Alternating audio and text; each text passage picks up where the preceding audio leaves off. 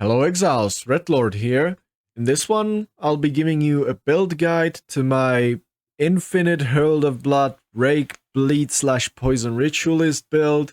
And yeah, it is a blast, and I suppose say where it absolutely excels at is, of course, maps that are packed with monsters, and I mean massive pack size, stuff like Expedition, Breaches, just pack size maps, and also Simulacrum of all things. These are the things where this build actually excels at because of its auto-bombing playstyle and its self-proliferating Herald of Blood explosions, also with the poison and the plague burst. That means pretty much as long as there are enemies on the screen, they're gonna get proliferated by the poison and by the bleeding, and they're gonna explode. So really recommend playing some pack size map, even if you just wanna blast some monsters or get some experience. Just scale pack size on your Atlas skill tree and get some good pack size maps. You're gonna have a ton of fun with this build, just exploding packs by just walking around like a true god of Ritualist. And I just want to point out, if you're curious and want to see more gameplay of this build before you jump into building it, you can just watch my other videos about this build that are going to be links for in the description of this one, or just check the stream VOD. You can on Twitch, you can actually see it in action there. But now let's actually jump into the build. So let's cover the gems we're using in this build, and let's start off with the main star of this build, and that's the Herald of Blood and its infinite chain between Bleed and Bursting Plague, along with Herald of Plague.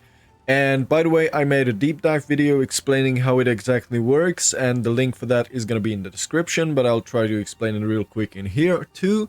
So Herald of Blood is a payoff skill. Payoff skills, there's one important line here: payoff skills cannot inflict debuff they interact with. Which means, since Herald of Blood interacts directly with bleeding, it cannot inflict bleeding, right? Now, you might be asking, why are you then using Bleed 3 support? It's because of Bursting Plague. Herald of Blood cannot inflict bleeding, however, it deals base physical damage, and physical damage directly contributes to poison. And thus, Herald of Blood can poison if you get a poison chance.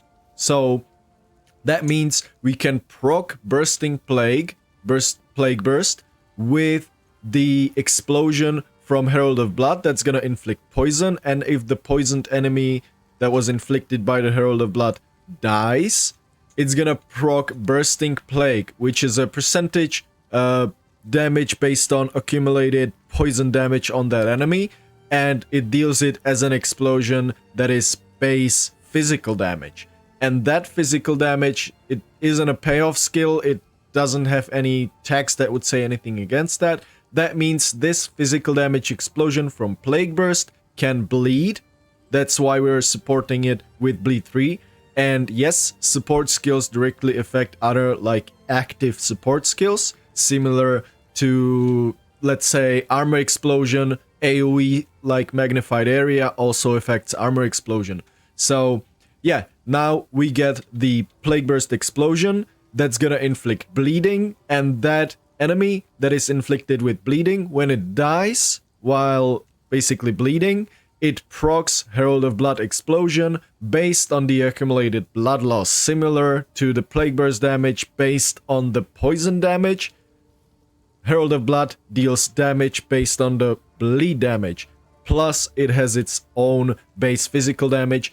Keep in mind, Herald of Blood doesn't actually scale with the flat damage off of your weapon, but the modifier, the prefix modifier, the essence crafted, you can see here, gain 20% damage as extra physical, directly affects the damage of Herald of Blood. It gives Herald of Blood its own physical damage as extra physical damage, and skill levels also affect the damage of Herald of Blood. So that's the Herald of Blood chain basically explained.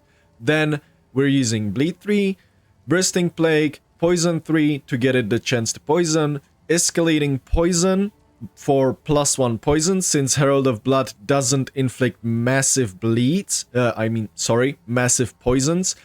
But there's a lot of scenarios where there's enemies stacked on top of each other. This is gonna give it basically free damage, because it's very likely that one monster is gonna get overlapped by multiple Heralds of Blood. That means multiple poisons inflicted, and more poisons means more damage for the Plague Burst explosion. And lastly, we're using Deadly Poison 2. And why Herald of Plague? Herald of Plague is just gonna serves as a spreader of that poison. So yeah, we're supporting it with Uthred's Exodus, just because on level 21 of Herald of Plague, you get to the breakpoint where it pops from 1.8 meters radius of the spreading poison to 1.9 meters, as you can see. Other than that, we don't need anything else. And yeah, we'll need a skill that's gonna initiate this whole chain. And I'm actually using multiple. Main one is the auto bombing one. It's Wind Dancer. As soon as you get hit, you proc Wind Dancer, and proc Wind Dancer can bleed, can poison, can inflict any element in the game, which means we're supporting it by Bleed 3, Plague Burst, or Bursting Plague, sorry, Poison 3, Corrosion, because we need to armor break for our Scavenged Blading buff to be up, and Deadly Poison 2. And yep, you're not wrong here. This is pretty similar setup to the one we're using on Herald of Blood, so why actually use the Bursting Plague support twice? It's because I want to make sure that everything, absolutely everything, is poison and bleeding. And Wind Dancer is gonna initiate this whole chain, and Herald of Plague is gonna spread only the most damaging poison. Keep that in mind. It's not like in PoE1 where it spreads, where you can spread all the poisons on the enemy. It spreads only the most damaging poison and nothing else. So that means Wind Dancer is always gonna inflict higher poisons than Herald of Blood, because Herald of Blood has just way lower damage than Wind Dancer, right? Yes, you are right, but what can sometimes happen? Basically, the enemy monster isn't in range of some... Imagine a scenario where there is a straggling monster just running up to a pack, and when the nearest enemy to that monster in the pack dies, it's not actually in the range of that 1.9 meters where the Bursting Plague is actually gonna spread the poison on it. And that's where Herald of Blood and this basically chain comes into play, because that monster that just died was also bleeding, and Herald of Blood explosions inherently comes with a slight delay after the monster's death, and that usually is enough time for the straggling monster. If it wasn't in range of Herald of Plague, that is usually enough time for the monster to run up to the dying monster that is now exploding with Herald of Blood, to be inflicted by the poison from Herald of Blood, thus spread its own Herald of Blood Bursting Plague. And that's why we're using it on multiple instances. I'm using this setup on Wind Dancer, and also something similar on Call Weak, because yep, if you don't want to be just auto-bombing, sometimes it can be a bit annoying and not that much fun just waiting around until monsters hit you. That's why I added Call Weak into the build, because it doesn't actually kill enemies with the hit so easily, because it has low damage. And yeah, you basically need to not kill the enemy with the actual hit, because if you kill the enemy with actual hit, it's not gonna start the chain, because the enemy died to a hit and didn't die to a poison or didn't die to a bleed, and that means it's not gonna proc Herald of Blood, and that cancels out your whole infinite chain. So yeah, I chose a skill as Call Weak that doesn't inherently deal that much damage, supporting it by Defy 2, just for the lucky damage, and also completely fix our mana issues, thanks to the Constricting Command Helmet. And Bleed 3, Bursting Plague, Poison 3, and Close Combat. And yeah, just if you don't want to use Call Weak, I'll give you one more option. I've actually got the similar setup on Spear Throw. You can use Spear Throw by supporting it with Bleed 3 again, Bursting Plague, Poison 3, Deadly Poison, and Rapid Attacks 2. And I'm not using it, I don't need it, I don't want it. I actually like the Call the Weak and the Wind Dancer setup, but if you don't like that, you can use Spear Throw, or you can use any skill in the game any spear skill, I would say, in the game that doesn't actually kill the monsters with a hit and has at the same time enough physical damage to inflict some decent bleeding and decent poisons. So there you've got the options. For the single target of the build, we're using, of course, Rake, and Rake supported by Defy 2 again to fix mana issues and for the lucky damage thanks to our Constricting Command helmet. Brutality 3, Deep Cuts 2, Exploit Weakness, very important, and more on that in a bit, and Momentum. That's why we actually want to be at range before we actually inflict the bleeding with Rake on the enemy, and not just because of Momentum, but because of Rake itself. It has inherently deals up to 130% more damage based on the distance traveled. That's why we want to be in range and actually dash to the enemy. So yeah, we're not just benefiting from Momentum, but we're also benefiting from the Rake gem itself. And yeah, now why exploit weakness? Because for our single target setup, since our bleeding duration with Rake is like 6 seconds, yeah, 6.35 seconds, you just can wait around and just run around the boss. But what you can also do, you can link Spear Stab with some juicy damage supports like Bleed 4, Armor Break 3, Rage 3, Conk Area, and Close Combat. And why the Armor Break? Because we actually want to armor break the boss and keep our Scavenged blading uptime on the boss as well as while mapping. While mapping, it's fixed purely by corrosion support from Wind Dancer. That's it, you don't have to worry about it. But on bosses, you actually need to do some more creative stuff, because I would say you don't want to rely on getting defense by getting hit by the boss, right? So what we're doing here, we inflict armor break with our armor break support on our Spear Stab, and Spear Stab in this build, since it's scaled with all the melee skill levels and physical damage from our weapon, it actually deals quite a bunch of damage. It doesn't have a bad DPS, so we're armor breaking the boss pretty much immediately. Doesn't matter what boss it is, 2 or 3 hits, usually armor broken. And then what we do after we armor break the enemy, we consume it with our Rake support, thus the Rake is gonna deal 40% more damage, which means more hit damage equals more bleeding damage, and that consumed armor break is gonna give us the buff for Scavenged blading. And the thing is, it is based on enemies' power, so unique enemies give you all the 10 stacks immediately, right? And this is how you keep your Scavenged blading buff up on bosses, by combination of Exploit Weakness on Rake and Armor Break 3 support on a Spear Stab. Then, how do we actually deal like massive hit? It's thanks to Blood Hunt, supported by, again, Defy 2 to fix all our mana and get lucky damage, Heavy Swing, Brutality 3, Close Combat 2, and Momentum. And yes, that's why before every Blood Hunt we want to dodge roll back or stay ranged and then dash to the enemy, so we get to proc the Momentum buff on our Blood Hunt. Now for the rest of our aura, Scavenged blading is supported by Prolonged Duration, and it serves one purpose, giving us 40% more armor, basically at 10 stacks, which is all the time. And lastly, its companion, and I'm using Roa, because the Roa actually reserves low amount of spirit, and you don't care about the tankiness nor the damage of the companion, because we're using Brutus Brain lineage support gem, and that literally makes it unkillable, but also makes it not deal any damage. So keep in mind, if you have a beast that says all damage shocks, this is gonna disable the shock, because the the mount, or sorry, the companion is not gonna deal any damage, thus it cannot inflict shock.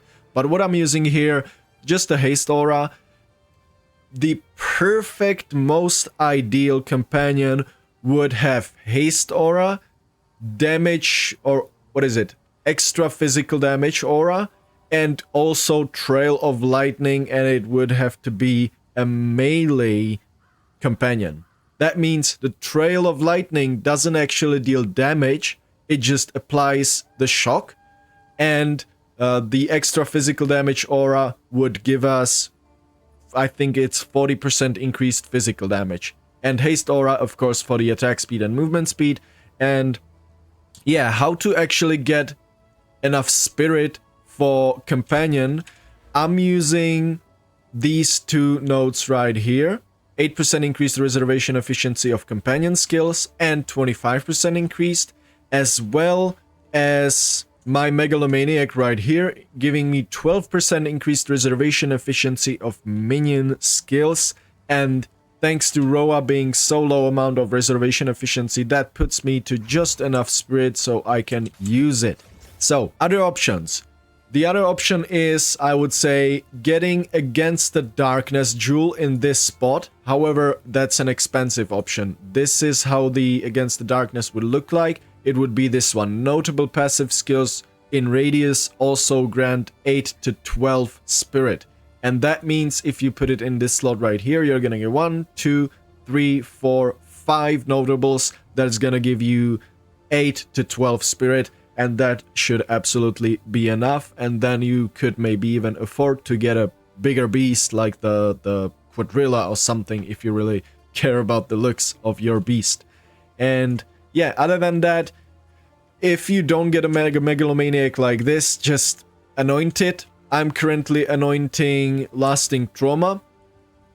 But I would recommend not dropping Lasting Trauma, so I would recommend getting actual Megalomaniac with Lasting Trauma and then dropping this node right here, because yep, this is great damage node, but you're not gonna feel it that much if you drop it compared to having a beast. It is nothing, right? So, and the reason why we're having a beast is actually because of these nodes right here.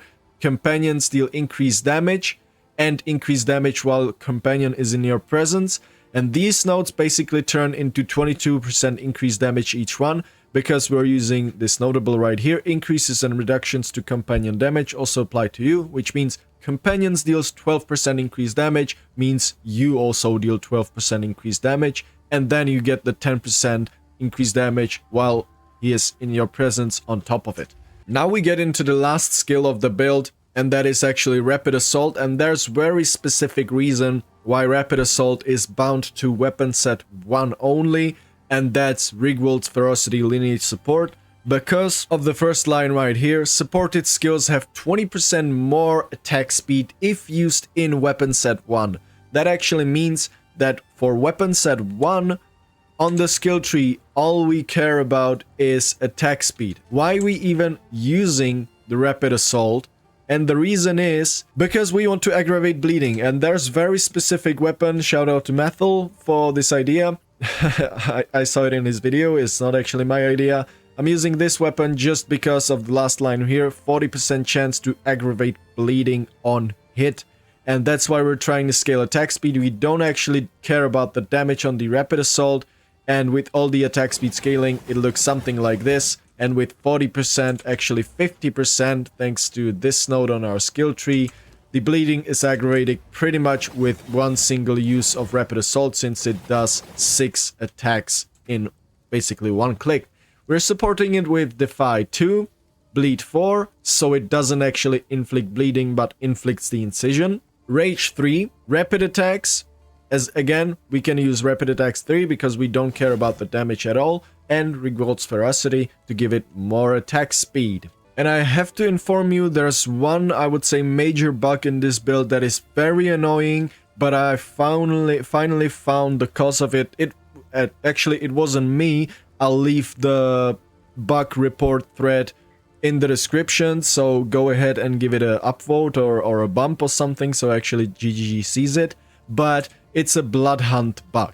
And what happens is Blood Hunt basically doesn't deal the blood loss explosion damage if the accumulated blood loss on the enemy hits numbers like 3-ish millions, around 2.5, 2 million, 3 million damage. If the blood loss did that amount of damage, if you then use Blood Hunt, it's just not gonna deal the damage of accumulated blood loss. It's just going to consume the blood loss, but actually not deal any damage, and that's super frustrating. Workaround for that is just keep an eye out for the blood loss or for the damage dealt to the enemy, and before it reaches that like 2.5 million threshold, just use Blood Hunt.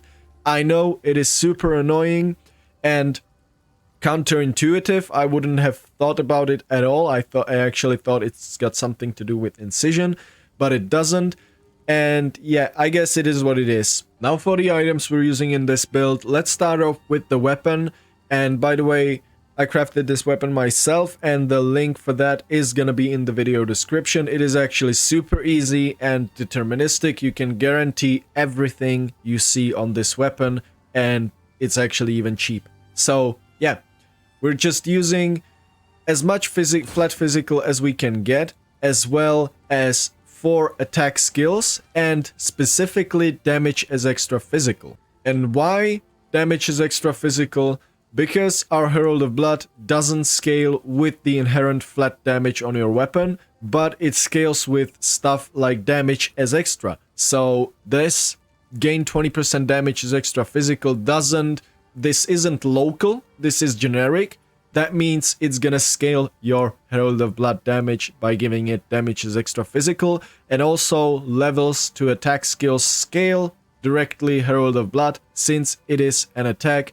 Melee skills, levels of melee skills or projectile skills won't work because Herald of Blood doesn't have any of those tags, but it's an attack, and with the perfect essence of battle you get levels of attack skills.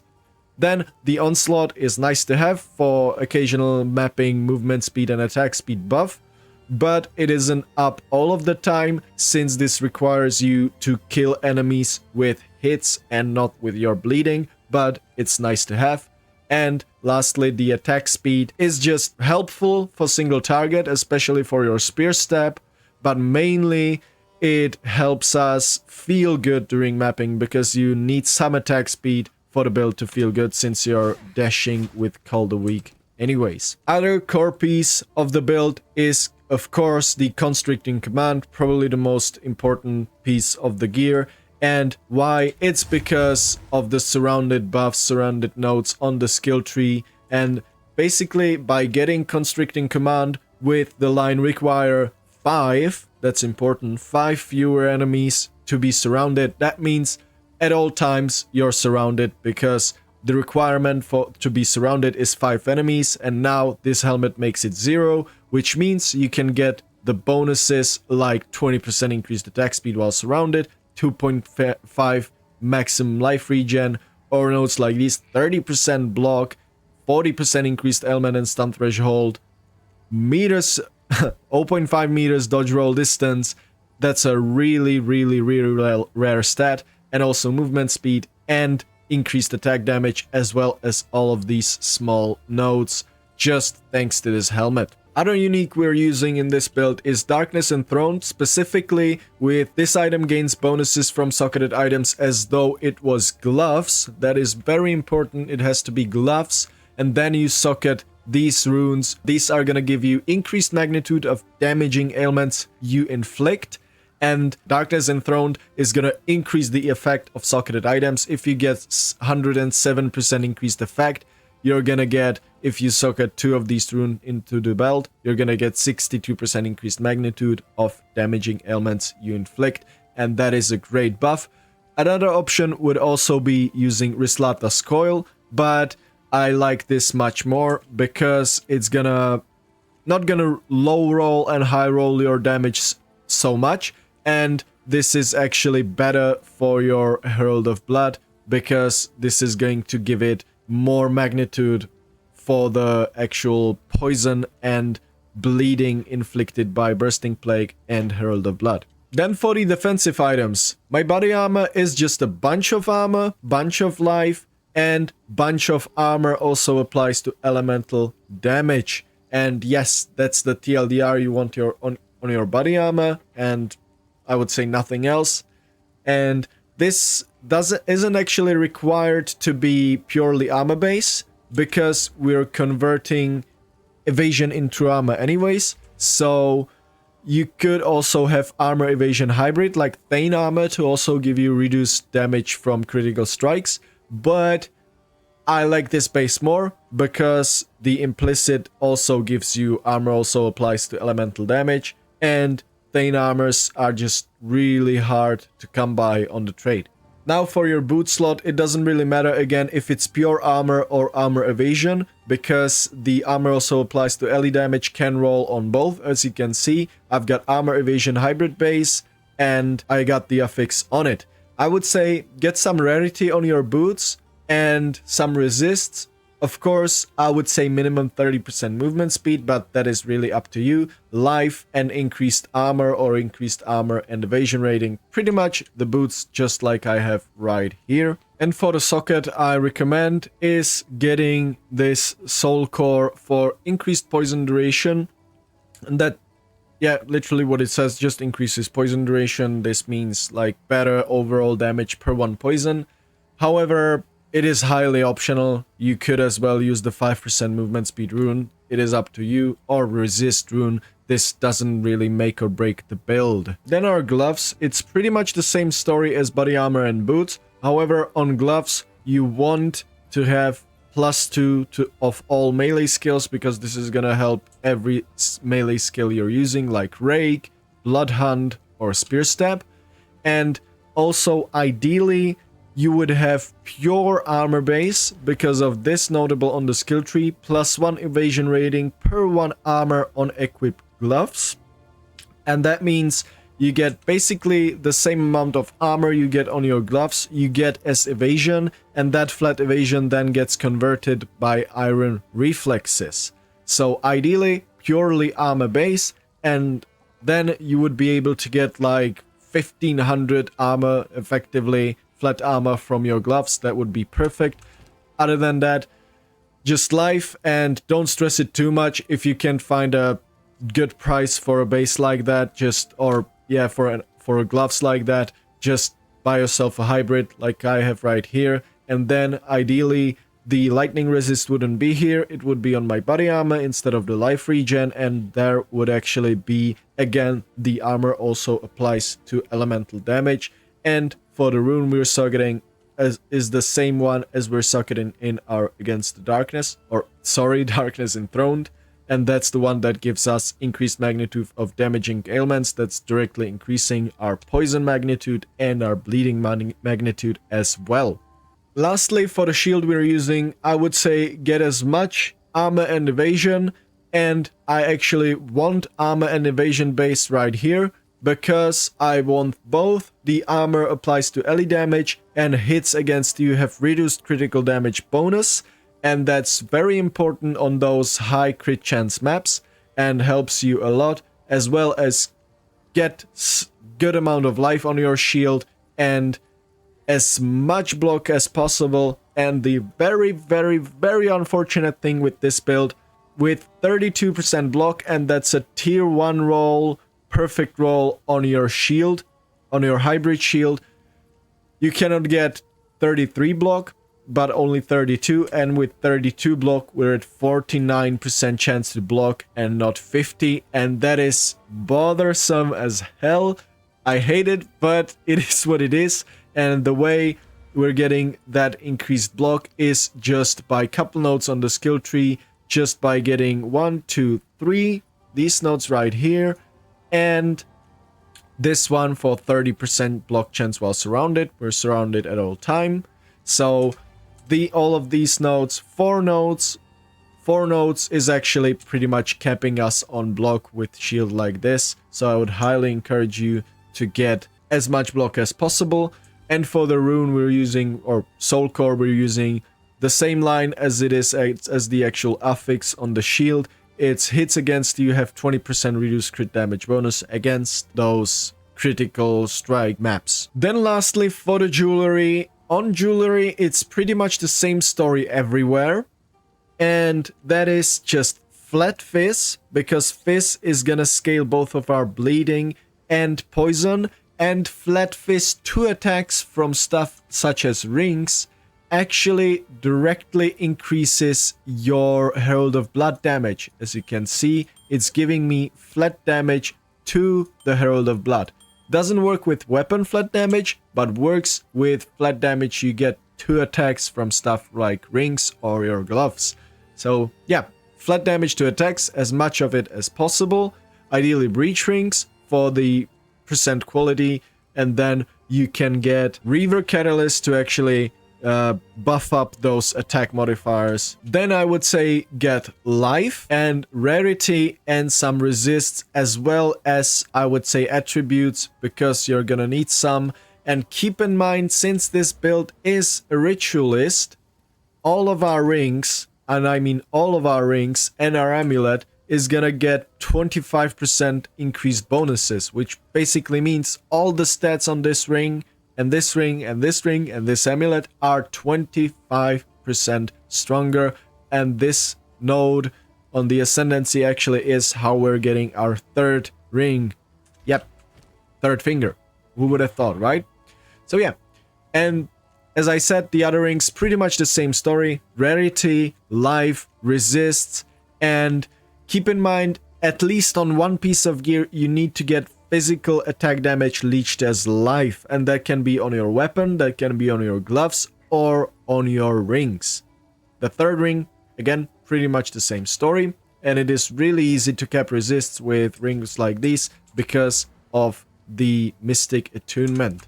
And for the amulet, absolutely required tier 1 spirit. As you can see, even with tier 1 spirit and the 25% bonus, I'm just barely there, 4%. Other than that, I would just say for the prefixes, flat life, increased percentage life, and then just for the suffixes, pretty much the only required suffix is plus levels of melee skills, and then attribute, resists, whatever you need.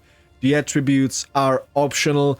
You don't require it to have it just on specifically ring. You can, for example, have all your attributes on your boots and gloves, and then get the resists on your rings. But yeah, just work with what you've got. For the charms we're using on this build, I guess, is there any words needed for Silver Charm? Chilled Ground exists, Temp Chain exists, Maim and all of that fun stuff exists, so Silver Charm, I would say, absolutely required. Use Silver Charm, you're gonna have much more fun time playing.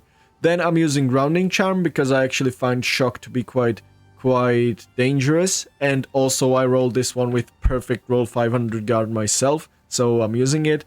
And yep, this, I mean, it is completely flexible. If you want to use it, something else, then use something else. It is up to you. Lastly, I'm using Golden Charm, and that is just to get the rarity, because I'm trying to get as much rarity on this build as I can. So for the Ascendancy, we're actually a Ritualist. And why Ritualist? It's because I wanted to have a 3rd finger. And yes, with Ritualist, that's the only Ascendancy, only class in the game where you can grow your own 3rd finger. So yep, I've got a 3rd finger.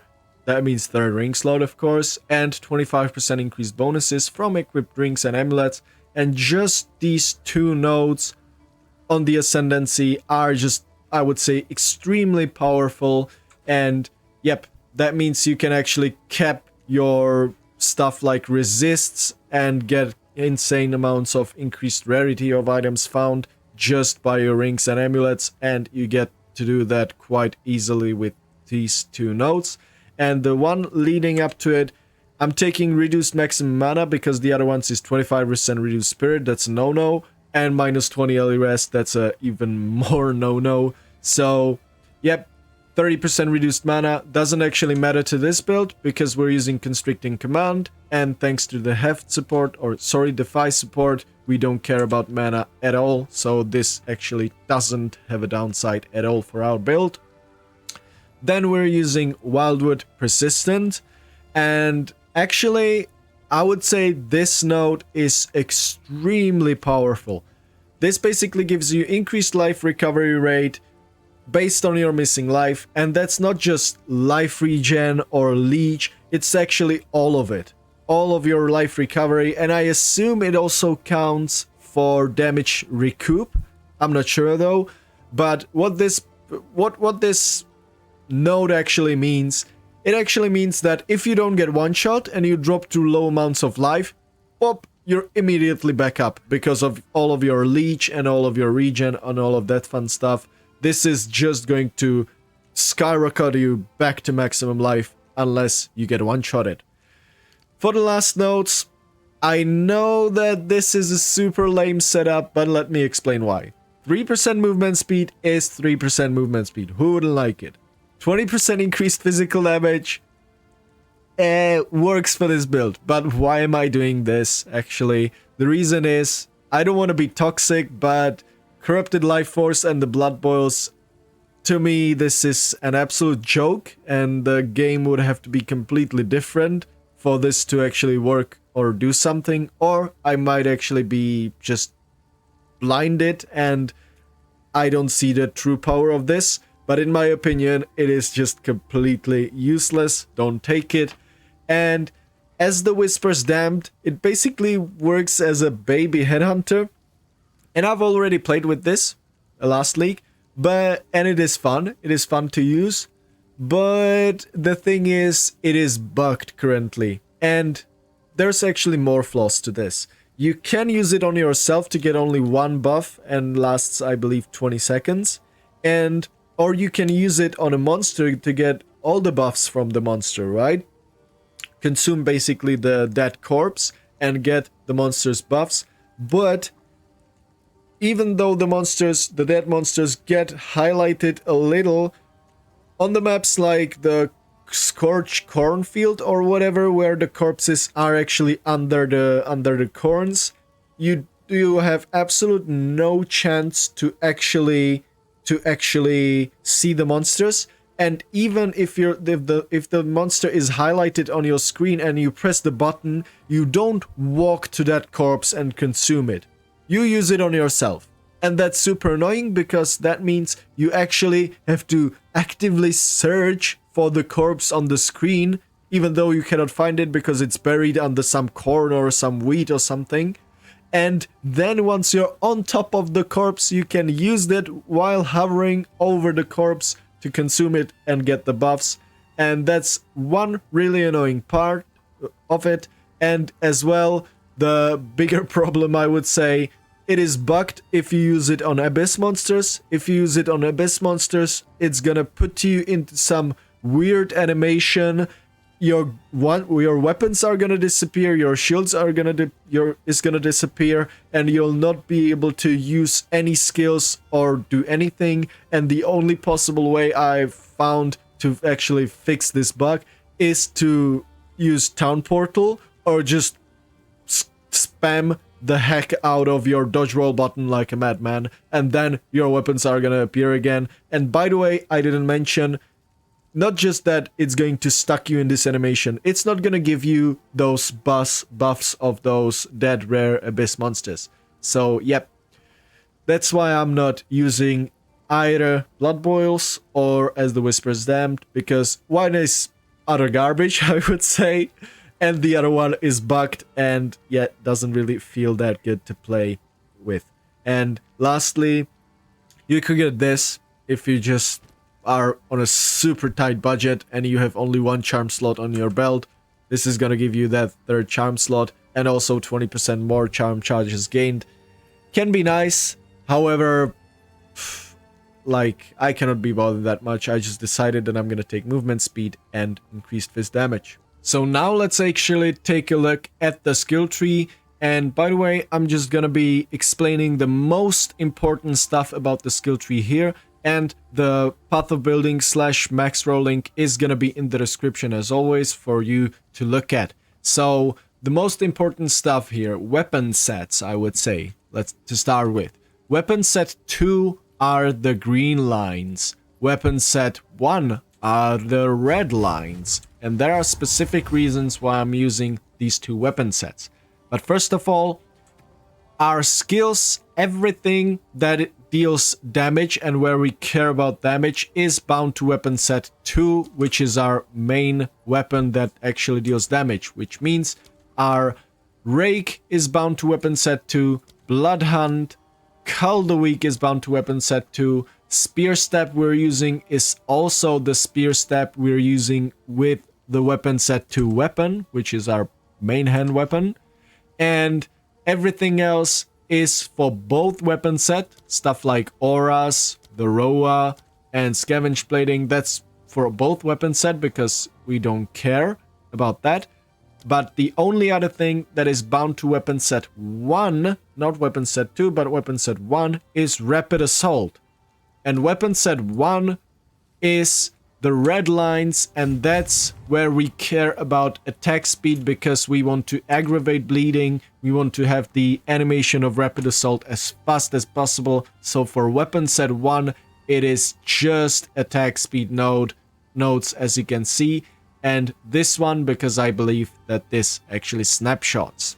For our weapon set 2, the weapon set where we use our weapon and deal damage, it's nodes like these where we actually care about the poison and bleeding. So I'm using these +1 poison and poison duration on weapon set 2 for the Herald of Blood and for our other skills also, because since we don't support Spear Step with stuff like chance to poison, we still have some chance to poison, as you can see, 25% from our skill tree and from our jewels, which means that we're gonna be poisoning with the Spear Step anyways, and stuff like this is gonna help us, just basically giving us +1 poison or increase the poison duration. As well as any damage node of the build is just bound to weapon set 2, as well as these life leech nodes. This, as far as I understand it, fast metabolism is basically PoE1 Slayer Ascendancy on a notable on the skill tree in PoE2. What this basically does is when you leech and leech up to your maximum life, the leech stops and basically disappears. This is gonna make it that it doesn't stop. It basically starts to overleech your life, and that means as soon as you get hit, you don't need to hit first to start leeching, but you're gonna be leeching through your maximum, and when you get hit, that leech through your maximum is gonna kick in immediately. And then we're using similar Bloodthirsty to actually make that leech faster and increase the amount of leeching. And momentum, it is actually hard to see, but these momentum and light on your feet nodes are also bound to weapon set 2, and aggravation is bound to weapon set 1. Important. This is just to give us 50% chance. Basically, this stacks together. Spear has 40% chance to aggravate bleeding. This has 10% chance, thus making it 50% chance. And with all the attack speed nodes, it looks something like this. It's pretty fast, so you can imagine the aggravation of bleeding you inflict with your Rake is immediate. Of course, since we're constricting command, we're using all of these juicy surrounded nodes. We don't care about the area of effect. And yeah, just basically taking all the surrounded nodes. And also we're Iron Reflexes because we want to actually be proccing Wind Dancer, and if we wouldn't be Iron Reflexes, we would have some evasion in our build, and that would mean sometimes we would evade and our Wind Dancer wouldn't actually proc. That's why we're converting everything into armor, and we have literally 0% chance to evade, thus making us proc Wind Dancer every time we get hit. And thanks to this and the scaling from nodes like these, and just the surrounded increased armor and evasion rating nodes on the skill tree, we're getting a bunch of armor. Just currently sitting in a hideout, I'm at 12k. It's more like 20-ish k while mapping, and for me, that's been just enough. Now for the jewels, let's start off with something that is absolutely necessary and crucial for the build, and it is something like this Heart of the Well I have right here. It's giving me 10% chance to poison on hit. That's a flat amount, and it's giving me 7% increased chance to inflict ailments. And that increased chance, it isn't the same as 10% as if it would say 7% chance to poison. It is an increase, which means that it increases your flat amount. So that means if you have 50% flat chance to poison on hit, 10% increased chance to inflict ailments would give you 5%, not 10% chance to poison. Combination of jewels, supports, and nodes like these, increased chance to inflict ailments, puts me to 100% chance to poison, and that's literally what I want. So these are the two most important jewels, I would say. Other than that, I'm using a Megalomaniac with Material Solidification and Lord of Horrors. The Lord of Horrors plays a crucial role for me, for my specific scenario here, because without this one, I wouldn't be able to actually use my beast, and Material Solidification gives me 8% damage as extra physical, also works for your Herald of Blood. Your Herald of Blood is also gonna get its damage as extra physical. And also increased effect of armor doesn't hurt. And then for the last two jewels I'm using, and I just want to point out these are highly optional, and what I'm talking about is from nothing with the Baal Pact radius, and that means I'll get access to momentum and light on your feet, and these two combined are like 14% increased movement speed. Just because, if you don't know, there's actually penalty from wearing a body armor and from having a shield. There's a movement speed penalty for both of these things, and both of those combined are like minus 10 or 12 movement speed or something like that, and that's insane. I believe it also gives you higher penalty if you're using armor base compared to evasion base, although I'm not sure. And this one is just immune to hinder, immune to maim, perfect, as well as 3% more movement speed. And as I said, I'm using Bloodthirsty for the leech faster and Aggravation for the weapon set 1, chance to aggravate bleeding. And yeah, the other luxury jewel I'm using in this build is Prism of Belief with Rake plus 3 Rake skills. This I paid 9 divines for this one. Yeah, by the way, I paid 17 or 18 divines for the From Nothing and 9 divines for the Prism of Belief. This is just gonna give us plus 3 levels on Rake, and I want to point out it is bugged. It just doesn't actually show here in the tooltip, but the level gets increased indeed. As you can see, or does it? Yeah, basically this number here is bugged, and it doesn't actually increase the number in the Rake sheet right here. But as you can see, currently level 29, you can see it right here at the top. Currently level 29, I socket it in, and it's level 32, and the attack damage also increased. So it is working, it just is bugged and doesn't show right here. And if you don't have access to jewels like these, I would just say drop them, absolutely not needed, and just use something like Timeless Jewels. For example, in this slot right here, as you can see, it would affect all of these juicy nodes, and you can get so many bonuses from jewels like these. So feel free to look around and find yourself a Timeless Jewel like that, might even be better.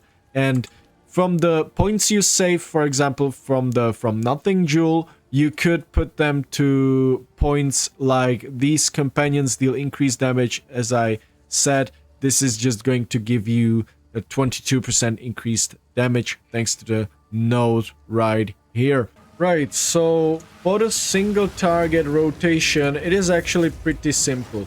First of all, you break the enemy's armor with Spear Stab, and when the armor is broken, you just Rake from a distance, so you get the bonuses, and then Rapid Assault to aggravate the bleeding. And now what you can do, you can just use Spear Stab again, or just run around and wait, and rinse and repeat. And as you can see, we're actually getting our Scavenged Blading stacks up. And keep in mind, use Rake every now and then, because of the bug that we've covered. And then if you see the blue light, just finish it off with Call the Weak. And for the single target showcase, I'm gonna give you an uncut fight of Uber Xesht, so you get the idea what the single target is. Oh, perfect. Every time, I swear, every time I'm recording. Alright, and so as you can see, the area is level 82. I'm not kidding, it is uber. And yes, there's gonna be some bit of dodging and all of that, like normal vision action, I would say. So let's see.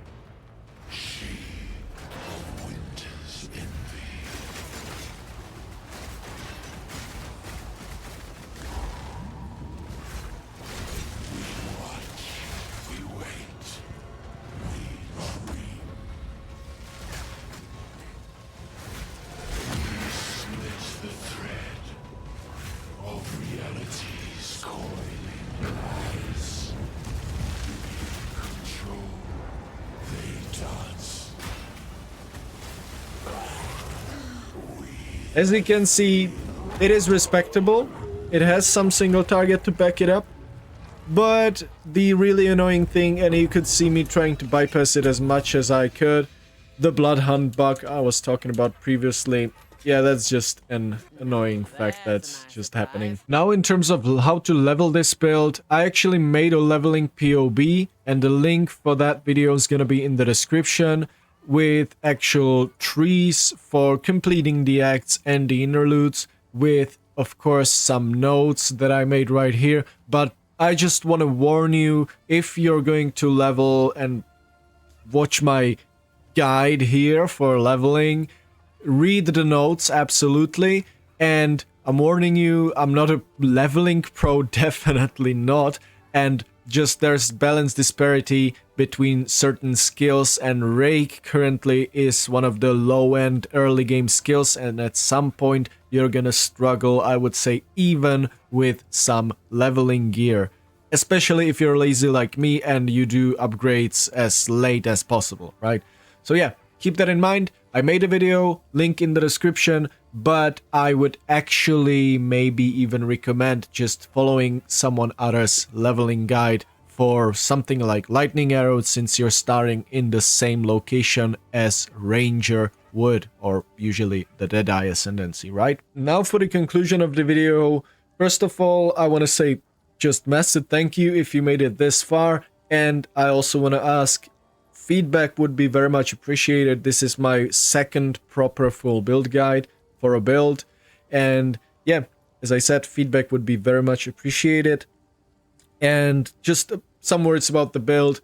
I must say I truly love the build. I think it's one of the most creative things I've actually done in PoE2 thus far, and it feels good. It's got single target to back it up.